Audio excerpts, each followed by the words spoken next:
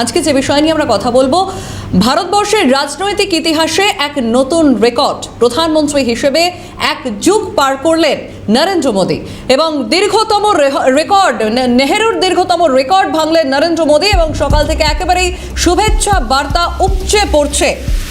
ভারতের রাজনৈতিক ইতিহাসে নতুন মাইল ফলক গড়লেন মোদী। নির্বাচিত প্রধানমন্ত্রী হিসেবে টানা ৪,৩৯৯ দিন পূর্ণ করে দেশের প্রথম প্রধানমন্ত্রী জওহরলাল নেহেরুর রেকর্ড ভাঙলেন প্রধানমন্ত্রী নরেন্দ্র মোদী। আজকে মন্ত্রিসভার বৈঠকে অভিবাদন জানান প্রধানমন্ত্রীকে। সমস্ত মন্ত্রীরা আজকের এই বিশেষ দিনে অভিবাদন জানান প্রধানমন্ত্রী নরেন্দ্র মোদীকে। ভারতের রাজনৈতিক ইতিহাসে নতুন মাইল ফলক, নরেন্দ্র মোদীর মুকুটে আরও একটি নতুন রেকর্ডের পালক এবং সবচেয়ে বেশি সময় ধরে একটানা প্রধানমন্ত্রী পদে থাকার নয়া ইতিহাস তৈরি করলেন নরেন্দ্র মোদী। 10ই জুন এই নতুন নজির গড়েন প্রধানমন্ত্রী নরেন্দ্র মোদী। প্রধানমন্ত্রী হিসেবে জওহরলাল নেহেরুর রেকর্ডকেও পেছনে ফেলে এগিয়ে এলেন প্রধানমন্ত্রী নরেন্দ্র মোদী। 12 বছরের সাফল্য উদযাপন হচ্ছে দেশ জুড়ে। যে ছবি আপনারা দেখছেন মন্ত্রিসভার বৈঠকে, সেখানে মন্ত্রীরা অভিবাদন জানান আজ প্রধানমন্ত্রীকে। এছাড়াও দেশের বিভিন্ন প্রান্তে আজ উদযাপন করা হচ্ছে এই সাফল্য। দেশের বিভিন্ন অংশে এই একই ছবি দেখা যাচ্ছে এবং সকাল থেকেও আমরা এই একই ছবি বাংলাতেও দেখেছি। বিভিন্ন জায়গায় মন্দিরে পুজো দেওয়া থেকে শুরু করে প্রধানমন্ত্রী নরেন্দ্র মোদীর দীর্ঘায়ু কামনা করে, সুস্থতা কামনা করে তার এই সাফল্যকে সামনে রেখে একেবারে পুজো দেওয়া হয় বিভিন্ন মন্দিরে এবং সেখানে গোটা দেশের বিভিন্ন কোণা থেকে সেই একই ছবির সামনে আসে এবং ভারতের রাজনৈতিক ইতিহাসে এই নতুন মাইল ফলক তৈরি হলো। নরেন্দ্র মোদী নির্বাচিত প্রধানমন্ত্রী হিসেবে টানা ৪,৩৯৯ দিন পূর্ণ করে দেশের প্রথম প্রধানমন্ত্রী জওহরলাল নেহেরুর রেকর্ডও ভাঙলেন তিনি। একেবারে মুকুটে নয়া পালক যোগ। দেশের সবচেয়ে বেশি সময় ধরে একটানা প্রধানমন্ত্রী পদে থাকার এই নয়া ইতিহাস তৈরি করলেন নরেন্দ্র মোদী।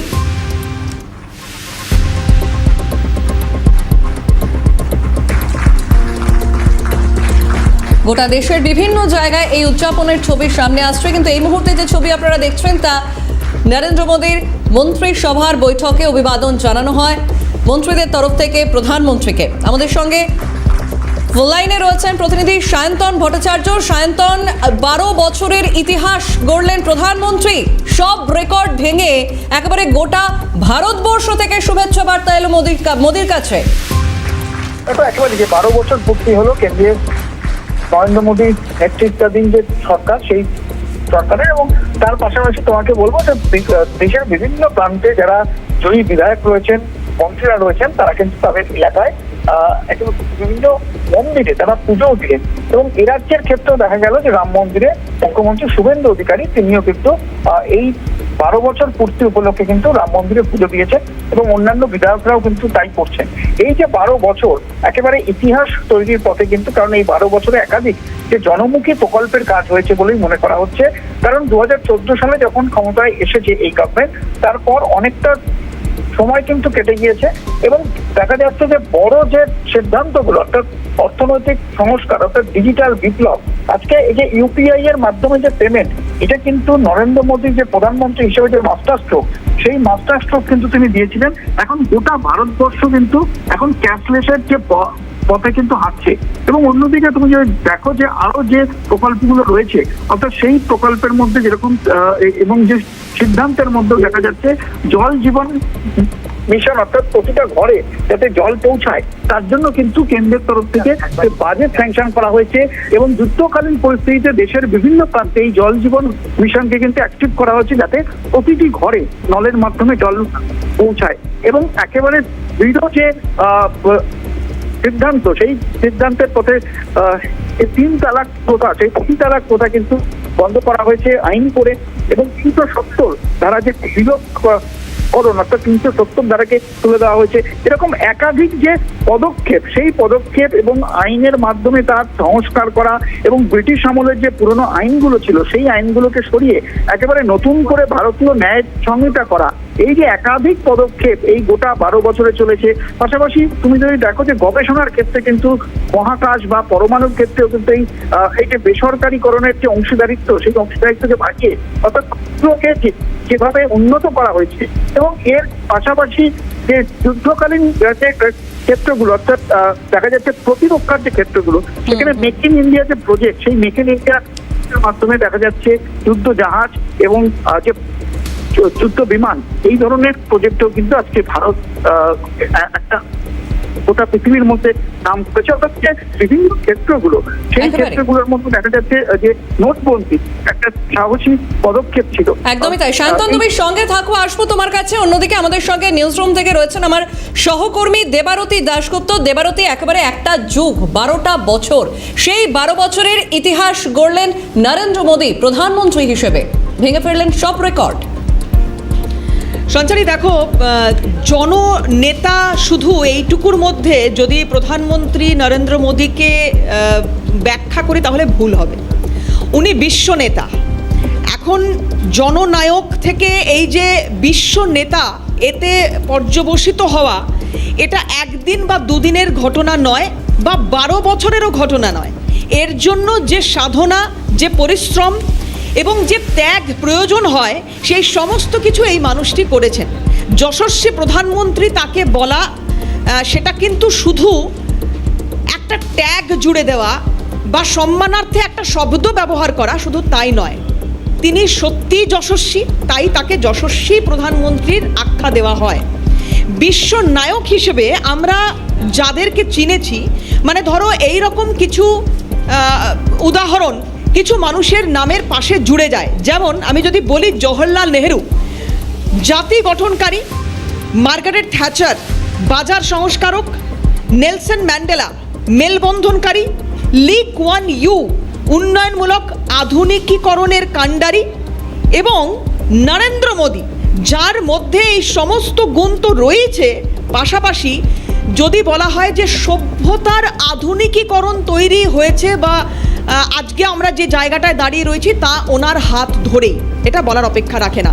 তাই শুধুমাত্র ভারত বা ভারতীয় উপমহাদেশের মধ্যে তার এই যশ, এই খ্যাতি, এই কার্যপ্রণালী, এই সমস্ত কিছু সীমাবদ্ধ নয়। আজকে গোটা বিশ্বের মধ্যে অন্যতম শ্রেষ্ঠ নেতৃত্ব হিসেবে আমরা যাদের কথা বলতে পারি, তার মধ্যে অন্যতম কিন্তু নরেন্দ্র দামোদর দাস মোদী। এবং তার জীবনশৈলী, তার বড় হয়ে ওঠা, তার বেড়ে ওঠা, এই সমস্ত কিছু তার প্রত্যেকটা কাজের ক্ষেত্রে প্রভাব ফেলেছে।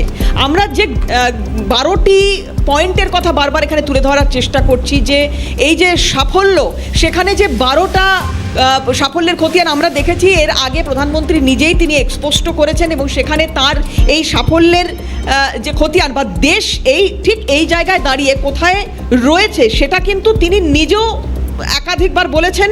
এবং তিনি একটি এক্সপোস্টের মাধ্যমে যে 12টি, দেবারতী একটু থামাবো তোমাকে। দেবারতী, জানাই আমাদের সঙ্গে এই মুহূর্তে ফোন লাইনে রয়েছেন আন্তর্জাতিক সম্পর্ক বিশেষজ্ঞ দেবাশিস নন্দী। দেবাশিসদা, আমরা যখন এই 12 বছরের খতিয়ান নিয়ে আলোচনা করতে বসছি, তখন সাফল্যের দিকটা বা সাফল্যের পাল্লাটা ভারী হচ্ছে।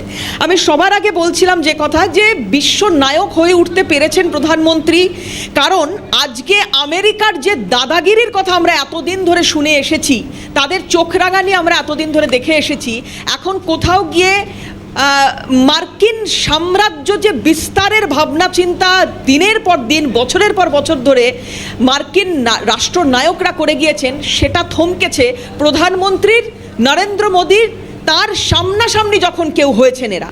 এবং আজকের দিনে দাঁড়িয়ে ডোনাল্ড ট্রাম্পকেও ঢোক গিলতে হয়, আজকের দিনে দাঁড়িয়ে ডোনাল্ড ট্রাম্পকেও ভাবতে হয় যে আমি প্রধানমন্ত্রী, ভারতের প্রধানমন্ত্রী নরেন্দ্র মোদীর সঙ্গে কথা বলছি, বৈঠক করছি। তিনি কিন্তু বারবার কথা বলেছেন যে হ্যাঁ, প্রধানমন্ত্রী আমার বন্ধু, তাকে বলতে হয়েছে, তিনি বলতে বাধ্য হয়েছেন। এখানেই বোধহয় বিরাট সাফল্য প্রধানমন্ত্রীর, যে আমরা আজ আমেরিকার সঙ্গে চোখে চোখ রেখে কথা বলতে পারছি, এবং বাকি গোটা বিশ্ব তো রয়েছে যে জননায়ক বা বিশ্ব নেতা হিসেবে মোদিকে প্রতিষ্ঠিত করেছে। আপনার কি ব্যাখ্যা? দেখুন, আপনাদের চ্যানেলে এ নিয়ে কয়েকশো টক শো করেছি, মোদী সম্পর্কে হয়েছে, বিদেশ নীতি সম্পর্কে বিশেষ করে।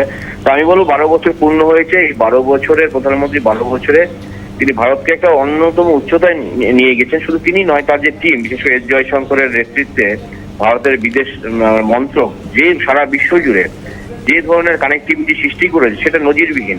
প্রথমত আমি যদি আপনি আমেরিকাতে শুরু করলেন আমি বলি, সেটা হচ্ছে যে যেমন নমস্তে ট্রাম্প যেমন হয়েছে, হাউডি মোদি হয়েছে 2019-এ, সেখান যেমন তারও আগে 2014-তে যখন প্রথম তিনি প্রধানমন্ত্রী হন, তিনি ওবামার সাথে দেখা করেন, তখন থেকে তিনি পরিষ্কার বার্তা দেন যে বিশ্বের দুই গণতন্ত্র, অর্থাৎ বিশ্বের প্রাচীনতম গণতন্ত্র আমেরিকা এবং বিশ্বের বৃহত্তম গণতন্ত্র ভারত একসাথে সারা বিশ্বের শান্তি রক্ষায়, বিশ্বের পুনর্গঠন, গণতন্ত্র রক্ষায় কাজ করবে। পাশাপাশি তিনি এটাই সুনিশ্চিত করেছেন ধীরে ধীরে ভারতের যে স্ট্র্যাটেজি অটোনমি, অর্থাৎ ভারত স্বাধীনভাবে বিদেশ নীতি পরিচালনা করবে।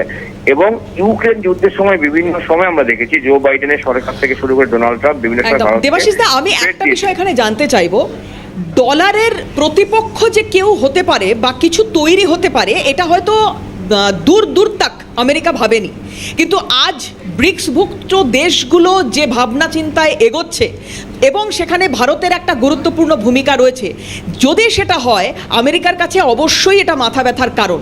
সেই কারণে কি খানিকটা সমঝে চলা আমেরিকার? আমেরিকা ভারতের সমঝে চলবে অনেকগুলো কারণে। দেখুন, ভারতের যে একদিকে প্রযুক্তিগত উৎকর্ষতা, ভারতের যে 4th লার্জেস্ট ইকোনমি হয়ে ওঠা গ্লোবালি, দ্বিতীয়ত ভারতের বিশাল বাজার, চতুর্থত ভারত যে ব্রিক্সের মাধ্যমে রাশিয়া চায়নাকে নিয়ে বিকল্প একটা মুদ্রা কারেন্সি চালু করতে চাইছে। আগামী দিনে ডলারের বিকল্প হিসাবে আন্তর্জাতিক মানে যেটা বাণিজ্যের আদান প্রদানের ক্ষেত্রে গুরুত্বপূর্ণ হয়ে উঠবে, এটা আমেরিকার কাছে বড় ভয়। পঞ্চমত যেটা, সেটা হচ্ছে আমেরিকাটা বুঝতে পেরেছে ভারত ছাড়া আমেরিকা চলবে না। কারণ হচ্ছে ভারতকে কখনো দাবড়ে বা ভারতকে ভয় বিদ্যুৎ প্রদর্শন করে ভারতকে আটকানো যাবে না। অর্থাৎ ভারতের সাথে করতে হলে সমমর্যাদার এবং দর কষাকষির মাধ্যমে ভারতের সাথে সম্পর্ক মানে এগিয়ে নিতে হবে, সেটা আমেরিকা বুঝে গেছে। ডোনাল্ড ট্রাম্প বারবার আপনি যেটা বলেন নরেন্দ্র মোদীকে বন্ধু হিসেবে গণ্য করেছেন, এবং মাঝে দেখা যায় নরেন্দ্র মোদী কিন্তু ডোনাল্ড ট্রাম্পের কল ধরে রিসিভ করেননি। অর্থাৎ বুঝিয়ে দিয়েছেন পাকিস্তানের প্রতি যে একপেশে নীতি আমেরিকার অপারেশন সিন্দুরের পর, সেটা ভারত ভালোভাবে নেয়নি। অর্থাৎ ভারত কোথাও একটা মেরুদণ্ডযুক্ত বিদেশ নীতি যেটাকে বলি আমরা, এবং ভারত এটা পরিষ্কার করেছে ভারত জাতীয় স্বার্থ রক্ষার জন্য একদিকে রাশিয়ার সাথে বন্ধুত্ব কন্টিনিউ করবে এবং মার্কিন যুক্তরাষ্ট্রের সাথে বন্ধুত্ব কন্টিনিউ করবে। পাশাপাশি ভারত এটাও স্পষ্ট করেছে যে G20 মানে যে প্রেসিডেন্সিতে ভারত মানে যেটা 2023-এ হয়েছিল, সেটা পরিষ্কার করেছে যে ভারত কিন্তু সারা বিশ্বের যে পরিবেশ সংকট এবং ভারত কর্মসংস্থান এবং ভারত মানে সারা বিশ্বে যে নতুন করে স্মার্ট সিটিজ থেকে শুরু করে গ্রিন এনার্জি কোঅপারেশন সম্পর্কে ভারত যে কমিটেড, এবং ভারত শুধু একা নয়, সেই মেম্বার কান্ট্রিজ গুলোর সাথে একসাথে এগিয়ে গিয়ে নেতৃত্ব দেওয়া, পাশাপাশি যে বিশ্বগুরু হওয়ার যে ভারতের প্রচেষ্টা, সেখানে কিন্তু ভারত অনেকটা এগিয়ে গিয়েছে। কারণ হচ্ছে দেখুন, শুধু সামরিক দিক দিয়ে নয়, প্রযুক্তিগত অর্থনৈতিক দিক দিয়ে, পাশাপাশি ভারতের যে সারা বিশ্বের যে গ্রহণযোগ্যতা বৃদ্ধি পেয়েছে। কেন এই সংক্ষেপে যদি বলি, নরেন্দ্র মোদী ছিলেন ভারতের প্রথম প্রধানমন্ত্রী যিনি কানাডাতে গিয়েছিলেন, এবং তিনি এমন এমন দেশে গিয়েছেন ইন্দো প্যাসিফিক থেকে শুরু করে আফ্রিকা, যেখানে অনেক প্রধানমন্ত্রী ভারতে যাননি। পাশাপাশি তার বিদেশিতে যেটা আমি সবচেয়ে বড় জিনিস দেখবো, সেটা হচ্ছে যে সবাইকে নিয়ে চলা এবং ভারতকে ব্র্যান্ডিং, এই বার্তাটা দেওয়া গেছে যে বিকাশ সবার হবে। একদমই তাই দেবাশিস দা, অনেক ধন্যবাদ আপনাকে। সবকা সাথ সবকা বিকাশ, এই মন্ত্রে দীক্ষিত হতে পেরেছেন প্রতিটি ভারতবাসী প্রধানমন্ত্রী নরেন্দ্র মোদীর হাত ধরে, তার এই বক্তব্যকে পাথেয় করে। আমি সঞ্চারী এখানে একটা তথ্য একটু দিয়ে রাখতে চাইবো। এই যে আমরা যে 12টা সাফল্যের কথা বলছি, তার মধ্যে অত্যন্ত গুরুত্বপূর্ণ একটা বিষয়, সেটা হচ্ছে দারিদ্র্যের হার কমা। প্রেস ইনফরমেশন ব্যুরো তার তথ্য বলছে 2012 সালে ভারতে গ্রামীণ দারিদ্র্যের হার ছিল 26%, যা এই 2024 সালে কমে আসে 5%-এর নিচে নেমে গিয়েছে। মাত্র 1 দশকের মধ্যে লক্ষ লক্ষ গ্রামীণ পরিবার দারিদ্র্য থেকে মুক্তি পেয়েছে, যা সাম্প্রতিক বছরগুলোর মধ্যে অত্যন্ত তাৎপর্যপূর্ণ এবং গুরুত্বপূর্ণ বিষয়। এবং শুধু তাই নয়, যে সবার একটা অন্তত এই প্রচেষ্টাটা করা, যেটা বিগত দিনে অন্যান্য সরকারগুলো করেছে কিনা সেটা নিয়ে বিতর্ক হতে পারে, যে মোটামুটি সবার হাতে মিনিমাম অর্থ থাকা এবং এই যে বিভিন্ন প্রকল্পগুলোর সূচনা করা, বিভিন্ন প্রকল্পগুলোকে সাধারণের মধ্যে এমনভাবে ছড়িয়ে দেওয়া, সেই জায়গাটা কিন্তু ভীষণভাবে গুরুত্বপূর্ণ। এখানে একটু থামাবো, তোমাকে একটু থামাবো, কারণ আমাদের সঙ্গে ফোন লাইনে রয়েছেন অর্থনীতিবিদ সমীর দাশগুপ্ত। সমীর বাবু, আপনাকে ক্যালকাটা নিউজে স্বাগত। আজকে আমরা জানি যে একেবারে এক যুগ পেরিয়ে গিয়ে প্রধানমন্ত্রী নরেন্দ্র মোদীর আজ মন্ত্রিত্বের একেবারে উদযাপন, গোটা দেশ জুড়ে সেই উদযাপন রয়েছে। কিন্তু আজকে আমার প্রশ্ন থাকবে আপনার কাছে যে make in India, digital India এবং আত্মনির্ভর ভারত যে চিত্র আজকে আমরা দেখতে পাচ্ছি, সেক্ষেত্রে গত 12 বছরে ভারতের অর্থনীতির ক্ষেত্রে প্রধান যে অর্জনগুলো, সেই অর্জনগুলো কি কি বলে আপনার মনে হয়? আমি প্রথমে আপনাকে একটা জিনিস বলি, আমরা যদি Narendra Modiji as an individual ওনার পারফরমেন্স বিচার করতে চাই, তাহলে বোধহয় এই 12 বছরের আগেও গুজরাটে যখন উনি মুখ্যমন্ত্রী ছিলেন, সেই গুজরাট রাজ্যটাকে কোন জায়গা থেকে কোন জায়গায় নিচ্ছিলেন সেটা আমাদের নিশ্চয়ই আলোচনার মধ্যে আসা উচিত। যাই হোক, আপনি 12 বছরের কথা বলছেন, যখন আমি বলি মানে আমি একদম গোটা কিছু স্ট্যাটিস্টিক দিই। 2012-তে ডলার টার্মসে আমাদের অর্থনীতির পরিমাণ ছিল 1.7 ট্রিলিয়ন, সেটা এই মুহূর্তে হচ্ছে 3 পয়েন্ট সামথিং। তো ডলার টার্মে যদি আপনি দেখেন, এই আপনি যে প্রকল্প বা যে চিন্তা ভাবনা ওনার কথা বললেন, তাতে দেখা যাচ্ছে ডলার টার্মে আমাদের অর্থনীতিটা বেড়ে ডাবল হয়েছে। কিন্তু এবার ডলার তো হচ্ছে ফ্লাকচুয়েশন হয়, কখনো বাড়ছে কখনো কমছে। এই যেরকম ধরুন এখন হরমুজ স্ট্রেটের জন্য ডলারের দামটা বেড়ে গেছে, তো যখন এই কনভার্সন হয় তখন অবভিয়াসলি আমাদের ইকোনমি গ্রোথের যে অ্যামাউন্টটা সেটাও ভ্যারি করতে থাকে। তো আমাদের ইন্ডিয়ান কারেন্সি তো স্ট্যাটিক, ওটা তো চেঞ্জ হয় না। আমি যদি ওই টার্মে এবারে ক্যালকুলেট করি, তাহলে 2014-তে আমার অর্থনীতির পরিমাণ ছিল 124 লক্ষ কোটি টাকা, সেটা এখন হয়েছে 330 কোটি টাকা। তো actually the growth is 2.7x। যদি ডলারে করেন 2x, আর যদি অ্যাকচুয়ালি যেটা স্ট্যাটিক তাতে করেন 2.7x। আমি এক্ষুনি ফোনে যখন ধরেছিলাম, আমি দেখলাম দেবারতী একটা স্ট্যাটিস্টিক্স দিলেন, গ্রামীণ দারিদ্র সীমার নিচে কত শতাংশ লোক এসছে। আমি যদি টোটাল ভারতবর্ষে বলি, তাহলে 2011-12 এটা ছিল আপনার 15%, সেইটা কমে চলে এসছে এখন আপনার 2.3%। এবং লাস্ট যদি আপনি ইকোনমিক সার্ভে যেটা হয়েছিল 2026-এর যে বাজেটের আগে, তাতে যদি আপনি খেয়াল করে থাকেন, এখন আমাদের দারিদ্র সীমার নিচে প্রায় 23 কোটি লোককে নিয়ে এসছেন নরেন্দ্র মোদীজি। এবং এই যে পার্সেন্টেজ গুলো বলছি, এটা আপনি চিন্তা করুন, আজ থেকে 12 বছর আগে কিন্তু আমার জনসংখ্যা যা ছিল এখন তার চেয়ে অনেক বেড়েছে।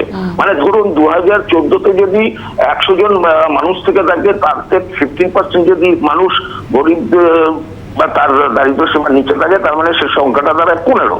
আর আজকে যদি আমার সেই সংখ্যাটা বেড়ে, জনসংখ্যাটা বেড়ে 200 হয়, আর সেটা যদি আমার এখন 2.5% হয় দারিদ্র সীমার নিচে, তার মানে সেটা হচ্ছে 5। মানে 100 থেকে বেড়ে আমার জনসংখ্যা হয়েছে 200, ওদিকে গরিবের সংখ্যা আমার 15 থেকে নেমে হয়ে গেছে 5। তো এইগুলো যদি আমরা মানে একটু তুল্যমূল্য বিচার করি, তাহলে বোঝা যাবে। যদিও রাজনৈতিক ভাবে অনেক বিরোধীরা অনেকেই অনেক কিছু বলে, আর একটা জিনিস নিশ্চিতভাবে বলা উচিত, এর পেছনে আর একটা যেটা সবচেয়ে বড় ভূমিকা মানে অংশগ্রহণ করেছে, মানে রোল প্লে করেছে, সেটা হচ্ছে এই দূরদৃষ্টি সম্পন্ন প্রধানমন্ত্রীর নেতৃত্বে এই সরকার, এনডিএ সরকার লাস্ট 12 বছরে গড়ে 12 লক্ষ কোটি টাকার আপনার ইনফ্রাস্ট্রাকচারে খরচা করেছে, যেটা তার আগে ছিল মাত্র 2 লক্ষ কোটি টাকা। মানে একটা সরকারের এই যদি চিন্তা ভাবনা থাকে যে আজকে আমার অর্থনৈতিক গ্রোথটা করতে গেলে সরকারের কিছু ভূমিকা থাকে, এবং সরকারের ভূমিকা হচ্ছে সেটা হচ্ছে ক্যাপিটাল এক্সপেন্ডিচার। আনফরচুনেটলি আমরা এমন একটা স্টেটে বিগত 15 বছর কাটিয়েছি, এখন অবশ্য তার থেকে মুক্তি পেয়েছি। গত বছর এই স্টেটের মুখ্যমন্ত্রী বলেছিল যে মানে আমার ইন্ডাস্ট্রিয়াল গ্রোথের জন্য আমি কোনো খরচা করব না। সেখানে এই নরেন্দ্র মোদীর নেতৃত্বে এনডিএ সরকার একটা সুন্দর ব্যালেন্স করে গেছে। একদিকে যেরকম উনি ইনফ্রাস্ট্রাকচার একেবারেই শ্রমিক বাবু, অর্থাৎ সাফল্যের খতিয়ান একেবারেই তাই আমরা দেখতে পাচ্ছি 12 বছরে সেই সাফল্যের খতিয়ান। শ্রমিক বাবু, অনেক ধন্যবাদ আপনাকে। আমাদের সঙ্গে ফোন লাইনে ছিলেন অর্থনীতিবিদ সমীর দাশগুপ্ত। আমাদের সঙ্গে নিউজরুম থেকে দেবারতী রয়েছেন। দেবারতী, তোমাকে একটু সঙ্গে থাকার জন্য অনুরোধ জানাবো। আজকে দেশ জুড়ে উদযাপিত হচ্ছে নরেন্দ্র মোদী, প্রধানমন্ত্রী নরেন্দ্র মোদী, তার প্রধানমন্ত্রীত্বের 12 বছর অর্থাৎ এক যুগ। সেক্ষেত্রে কি বলছেন মুখ্যমন্ত্রী শুভেন্দু অধিকারী এবং অন্যদিকে তথাগত রায়, শুনবো। আপনারা জানেন যে আজকে বিশ্বের সর্বশ্রেষ্ঠ জনপ্রিয় নেতা দেশের প্রধানমন্ত্রী মাননীয় নরেন্দ্র দামোদর দাস মোদীজি বিগত দিনের সব রেকর্ড ভেঙে আজকে তিনি সবচেয়ে বেশি দিন ভারতবর্ষের প্রধানমন্ত্রী থাকার রেকর্ড গড়েছেন। আমরা মাননীয় নরেন্দ্র মোদীজির এই সাফল্যে ভারতবাসী হিসেবে গর্বিত। নরেন্দ্র মোদীজির নেতৃত্বে 2047-এ ভারত যাতে বিকশিত ভারত হয় এবং ভারত যাতে বিশ্বগুরুতে পরিণত হয়, এই প্রার্থনা ভগবানের কাছে করলাম। 12 বছরে মোদী সরকার যেরকম ভাবে চলেছে তার ভিত্তিতে অনায়াসে মোদীকে বলা যায় ভারতের সবচেয়ে সাফল্যমণ্ডিত প্রধানমন্ত্রী।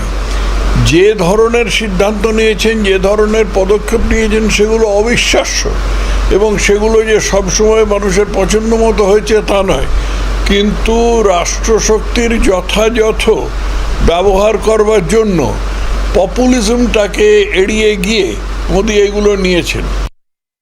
নিউজরুম থেকে আমার সহকর্মী দেবারতী দাশগুপ্ত রয়েছেন। দেবারতী, তোমার কাছে আসি। ইতিমধ্যে দেশ জুড়ে উদযাপন চলছে, আমরা দেখতে পাচ্ছি বিভিন্ন ক্ষেত্র বা বিভিন্ন বিষয় নিয়ে মোদী সরকারের এই এত বছরের খতিয়ান নিয়ে কথা হচ্ছে। আমাদের কিন্তু যে বিষয়টা না এনে এই আলোচনার মধ্যে আলোচনা হয়তো শেষ করা যায় না, তা হলো এই প্রতিরক্ষা ক্ষেত্রে মোদী সরকার, নরেন্দ্র মোদী সরকারের অবদান। এবং এখানে সব থেকে গুরুত্বপূর্ণ বিষয় যেটা নিয়ে না বললেই নয়, যেটা তুমি বলছিলে, সেটা হচ্ছে সাম্প্রতিক অতীতে অপারেশন সিন্দুরের কথা। এটা নতুন করে আলাদা করে বলার অপেক্ষা রাখে না এই কারণে, কারণ এই অপারেশন সিন্দুরের পরে গোটা বিশ্ব জুড়ে ভারত কিন্তু বোঝাতে সক্ষম হয়েছে যে তারা এই মুহূর্তে সমর শক্তিতে ঠিক কোন জায়গায় দাঁড়িয়ে রয়েছে। এই যে মেক ইন ইন্ডিয়ার কথা আমরা বারবার শুনেছি, এই মেক ইন ইন্ডিয়ার আওতায় কিন্তু যুদ্ধ বিমান তেজস, যুদ্ধ জাহাজ INS বিক্রান্ত এবং বিভিন্ন প্রতিরক্ষা সরঞ্জাম তৈরি হচ্ছে। এবং এখানে একটা খুব গুরুত্বপূর্ণ বিষয় যেটা না বললে নয়, সেটা হলো মহাকাশ এবং পরমাণু ক্ষেত্রে বেসরকারি অংশীদারিত্ব। সেখানে কিন্তু ভারত সরকারের সাংঘাতিক উদ্যোগ আমরা দেখেছি। এর আগে যখন মহাকাশ বিজ্ঞান নরেন্দ্র মোদী জমানার আগে মহাকাশ বিজ্ঞান নিয়ে গবেষণা, মহাকাশ বিজ্ঞান নিয়ে পড়াশোনা, সেটা কোন জায়গায় ছিল, আর উনি আসার পরে আকাশচুম্বী, গগনচুম্বী এই জায়গাতেও কিন্তু আমরা পৌঁছতে পেরেছি মহাকাশ বিজ্ঞানকে নিয়ে পড়াশোনার ক্ষেত্রে। এবং অবশ্যই ভারতের অভ্যন্তরীণ যে গন্ডগোল, অশান্তি এর আগে আমরা দেখেছি বিভিন্ন প্রান্তে। এবং তোমাকে একটু থামাবো, তোমাকে জানাই আমাদের সঙ্গে ফোন লাইনে রয়েছেন কর্নেল দীপ্তাংশু চৌধুরী। কর্নেল সাহেব, যেটা এখানে বলার মানে নরেন্দ্র মোদীর 12 বছরের সাফল্যের খতিয়ান বলতে গেলে অনেক কথা বলতে হয় এবং এই অনুষ্ঠান এত সংক্ষিপ্ত হয়তো শেষও হয় না, কিন্তু আলাদাভাবে প্রতিরক্ষার ক্ষেত্রে যদি বলতে হয়, চোখে চোখ রেখে ভারত যেভাবে লড়াই করেছে, আগামী দিনে হয়তো করবেও, এই সার্বিকভাবে সাফল্যের ক্ষেত্রে প্রতিরক্ষা যে ব্যবস্থা ভারতের, সেটাকে কিভাবে দেখছেন আপনি বা কত পয়েন্ট দেবেন? দেখুন, এই দীর্ঘ 12 বছরের মধ্যে মানে পলিটিক্স থেকে দূরে ভারতের প্রতিরক্ষা নিয়ে যদি কথা বলতে হয়, এই সরকার নিশ্চিতভাবে একটা মাইলস্টোন রিচ করেছে। আপনি বালাকোট বলুন, উড স্ট্রাইক বলুন, সার্জিক্যাল স্ট্রাইক বলুন, অথবা অপারেশন সিন্দুর বলুন, যে 72 ঘন্টা পাকিস্তানকে হাঁটু বেড়ে বসিয়ে দিয়েছে। সেই জায়গা থেকে দেখে নিশ্চিতভাবে এখন পশ্চিমবাংলায় যেভাবে এই 1 মাসের মধ্যে যে কাঁটাতার দীর্ঘদিন ধরে যেখানে খোলা ছিল, প্রায় আমাদের 500 কিলোমিটারের ওপর জমি হস্তান্তর করা BSF এর, ভারতের ইন্টিগ্রিটি, ভারতের territorial make in India, arms amination যেভাবে উন্নয়ন হয়েছে, নিশ্চিতভাবে এটা একটা উল্লেখযোগ্য। এবং আমার মনে হয় যত দিন যাবে এটা আরো এগোবে। এবং বিভিন্ন যে টানেল তৈরি হয়েছে যেটা স্ট্র্যাটেজিক এবং তার ট্যাকটিক্যাল ইম্পারেটিভ এবং জিওপলিটিক্যাল ভূ রাজনৈতিক, সেটাকে ভারতকে আরো স্ট্রেনথেন করেছে। এবং সাউথ ইস্ট এশিয়ায় ভারত নিশ্চিতভাবে একটা প্রধান জায়গায় সামরিক তার শক্তি যে প্রয়োগ, সেখানে অনেক গুণ বিভিন্ন রাষ্ট্র থেকে কিন্তু এগিয়ে গেছে। বেশ, ধন্যবাদ দীপ্তাংশু বাবু। ফোন লাইনে ছিলেন কর্নেল দীপ্তাংশু চৌধুরী।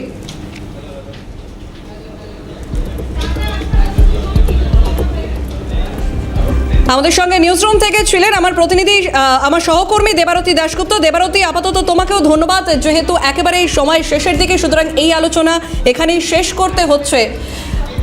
সবার আগে দেশ, অর্থাৎ দেশের আগে কিছুই নয়, এইভাবেই মাথা উঁচু করে একেবারে জয়ধ্বজা উড়িয়ে এগিয়ে চলুক আমাদের দেশ। এবং প্রধানমন্ত্রীর এই 12 বছরের প্রধানমন্ত্রিত্ব উদযাপনে ক্যালকাটা নিউজের তরফ থেকেও নরেন্দ্র মোদীকে অনেক অনেক অভিনন্দন।